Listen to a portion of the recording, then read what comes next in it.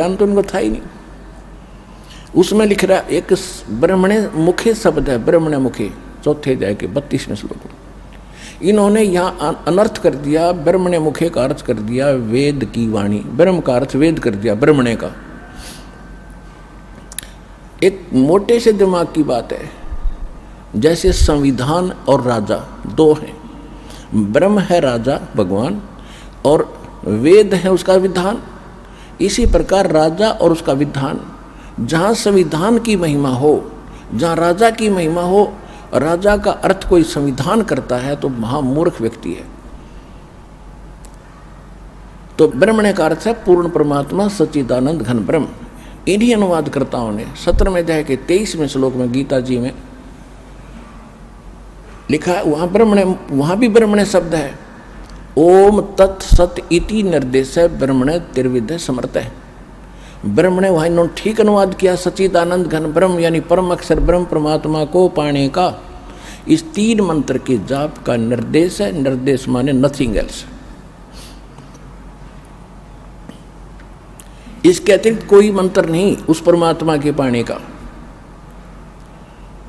ओम तो ब्रह्म का।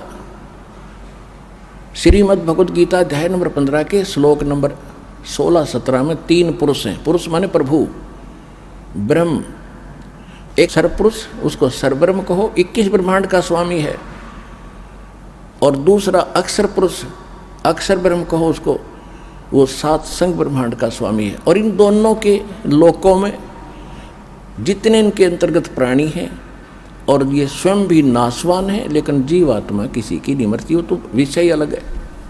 15वें अध्याय के 17वें श्लोक में तुरंत कहा है कि उत्तम पुरुष है तू अन्य परमात्मा इति उदारते। पुण्यात्माओं, ये है सूक्ष्म वेद और ये है गीता का ज्ञान।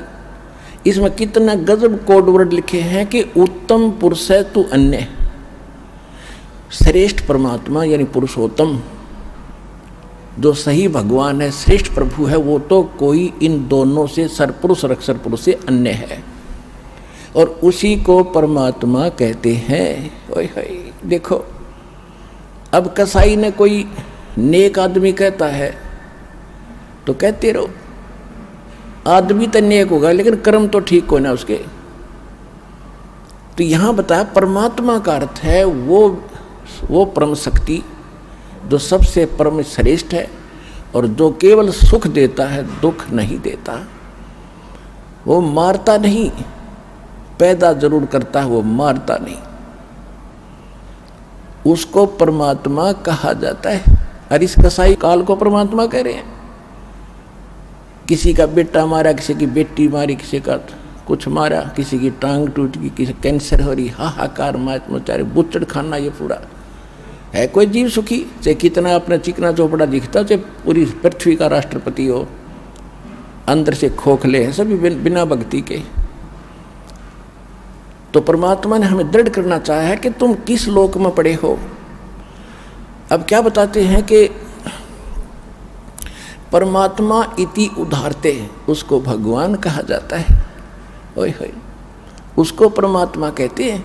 यह लोक त्रयम अविषय विवर्ती अवेश्वर है, जो तीनों लोकों में प्रवेश करके सबका धारण पोषण करता, वास्तव में वो है अविनाशी परमात्मा। अब यहाँ कुछ भले आदमी जो हठ धर्मी हैं, जो छोटी मोटी कोई संस्था चला रहे हैं या कोई गुरु पद प्राप्त हैं, वो क्या मूर्ख बनाते हैं अपने शिष्यों को कि रामपाल 15वें अध्याय के 18वें अध्याय का जिक्र क्यों नहीं करता। उसमें ये गीता ज्ञान दाता कहता कि मैं पुरुषोत्तम हूँ। उनकी अकल तो पत्थर तो पड़े हुए हैं पहले से ही। वो चाहते हैं कि शिक्षित लोगों को भी मूर्ख बनाएं, लेकिन अब वो समय जा लिया है। अब मूर्ख नहीं बनेंगे हम। अब सुनो 15वें अध्याय के 18वें श्लोक में क्या कहा है। अब जो उसने बताना था वो बता दिया कि श्रेष्ठ परमात्मा पुरुषोत्तम तो कोई और है। 18वें अध्याय के 62वें श्लोक में भी कहता कि अर्जुन तू सर्वभाव से उस परमेश्वर की शरण में जा, उसी की कृपा से तू परम शांति को, सनातन परम धाम को प्राप्त होगा। अब 15वें अध्याय के 18वें श्लोक में जो वो कहता है कि मैं लोक वेद के आधार से, लोक वेद होता है सुनी सुनाई बातें, दंत कथा। जैसे हम लोक वेद सुन रखे थे कि ब्रह्मा विष्णु महेश का कोई माता पिता नहीं, और विष्णु जी सर्वेश्वर हैं, शंकर भगवान मृत्युंजय कालज्ञ सर्वेश्वर, सारी सृष्टि के रचनेहार है, सबके पालन पोषण करने वाले, ये अजर व अमर है, इनका कभी नाश नहीं होता। ये था लोकवेद। और ये लोकवेद पूरे हिंदुस्तान के अंदर हिंदू धर्म के करोड़ों भक्तों ने सत्य मान लिया था। अब इसका वास्तविकता का पता चला, ये नासवान, इनकी जन्म मृत्यु होती है और इनके माता पिता हैं। ये है यथार्थ ज्ञान, और वो था लोकवेद। तो ये गीता ज्ञानदाता 15वें अध्याय के 18वें श्लोक में कहता है कि मैं तो लोकवेद के आधार से पुरुषोत्तम प्रसिद्ध हूँ। किस लिए? क्योंकि मेरे अंतर्गत जितने प्राणी हैं मैं इनसे तगड़ा हूँ, इनसे श्रेष्ठ हूँ, ये मेरे कंट्रोल में। बस इतना इतना प्रभु है, ये इतना पुरुषोत्तम है। 21 ब्रह्मांड में जितने प्राणी इनसे ताकतवर है, ये 1000 कला का भगवान है। और ब्रह्मा विष्णु महेश ये 16 कला के भगवान हैं।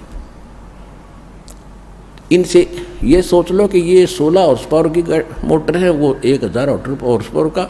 और कबीर साहब तो थर्मल प्लांट है, पावर का अंत नहीं उसका।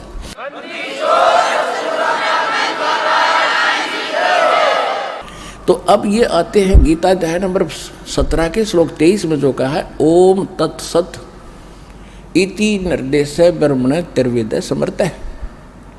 यहाँ इन्होंने ब्रह्मण का अर्थ सही कर दिया, सच्चिदानंद घन ब्रह्म, यानी उस परम अक्षर ब्रह्म को पाने का केवल ओम तत्सत